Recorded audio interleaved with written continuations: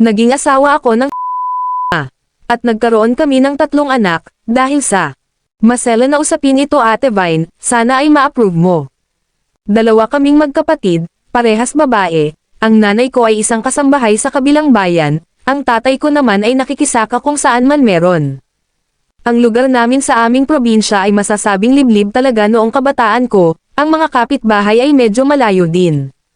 Matanda sa akin ang ate ko ng 5 taon, simula noong bata ako, mainit na ang dugo sa akin ng tatay ko, kapag lasing siya lagi niya akong pinapalo.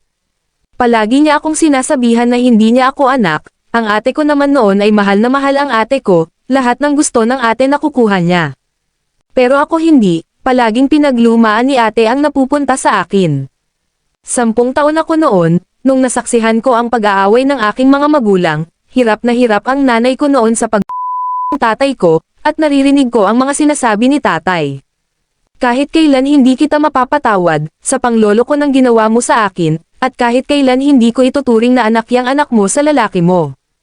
At nakita ako ni tatay at tinawag niya ako, sinabi niya sa akin, ikaw ang bunga ng pagtataksil ng nanay mo, kaya magdusa ka sa piling ko, at parehas kaming nakaranas ng pangmamatay ko. Isang araw tinanong ko si nanay kung anak ba ako ni tatay, sabi niya, totoong anak daw ako ni tatay, wala daw siyang naging lalaki, may nagawa man daw na mali ang nanay ko, pero hindi pagtataksil iyon, pero nagbabulag-bulagan si tatay, dahil sa selos.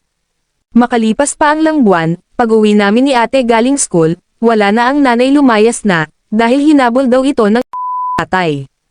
Hindi na bumalik ang nanay ko simula noon, si ate naman noong umidad ng 16, ay nakipagtanan sa boyfriend niyang taga-malayo, kaya ako ang naiwan sa tatay ko.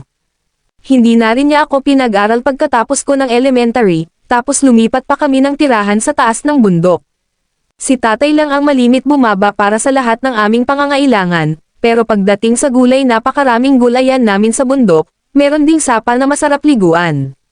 Dito na nagumpisa ang bangungot sa buhay ko. Noong ako ay nag-17 na, sabi ng tatay ko, dalaga na ako, hindi naman daw kami mag-ama, kaya gagawin na lang bubuo daw kami ng aming pamilya. Noong una hindi ako pumayag dahil naaalala ko ang sinabi sa akin ng nanay ko, na tunay akong anak. Pero dahil sa ni tatay, pumayag na rin ako. At nasanay na rin ako sa buhay namin na kami ay naging na. Nagkaanak kami ng 3, lahat kami, tatay ang tawag sa tatay ko, hindi ko na kasi alam kung anong tamang gawin, dahil noong panahon na iyon, walang pakialam ang ibang tao sa lugar namin, kaya pakiramdam ko noon wala na akong kalayaan, at sobrang galit yung nararamdaman ko sa nanay ko, kasi ako na nga ang dahilan, kung bakit galit sa kanya si tatay, hindi pa ako isinama, ang ate ko naman, wala na akong balita sa kanya, simula nung umalis siya. Naging malaya lang talaga ako sa tatay ko, noong siya ay pumanaw na. Maaga din siyang nawala dahil sa bisyo niyang pag-iinom.